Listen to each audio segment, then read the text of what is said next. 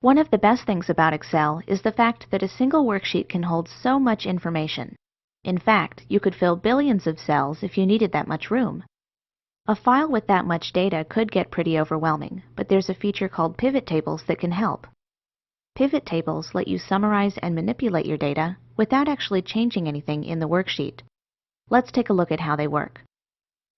In this example, I have some company sales data, with columns for the salesperson, region, account, order amount, and month. And I need to find the answer to a very specific question. What is the amount sold by each salesperson? Because each salesperson has data on more than one row, I'd normally have to add these up in order to find the answer. But a pivot table can do this for us automatically, which will make the task much easier. First, you need to select your data. You can just click any cell if it's formatted as a table.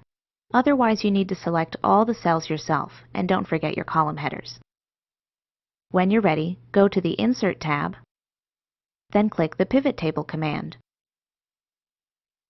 You'll usually want to place your pivot table on a new worksheet, so make sure this option is selected. Then click OK, and a new sheet will appear.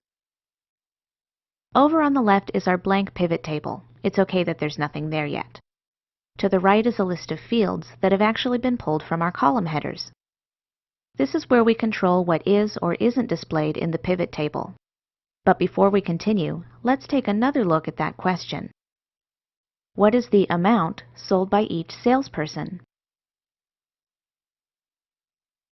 This question tells us exactly which fields to use to find out the answer: salesperson and order amount. All you have to do is check the box next to the field, and it'll be added to one of the areas below, in this case the rows category. Another method is to drag and drop the field into place. We'll put this one under Values.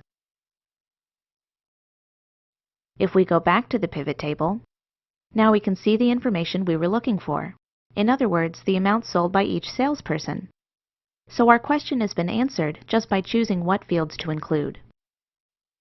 One of the best things about pivot tables is how easy they are to modify, so you can view and analyze different things. Let's say, for example, that you wanted to know each person's monthly sales, not just their total sales. Just drag the month field down here to columns, and this will add a column for each month in the worksheet.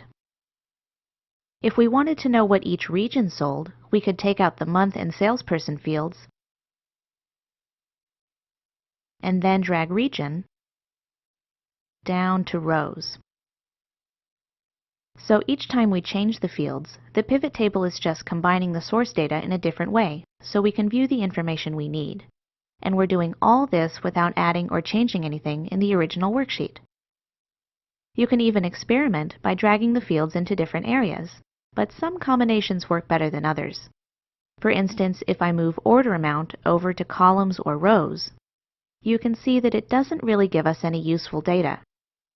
Since order amount contains numerical values, it really does work best in the values area.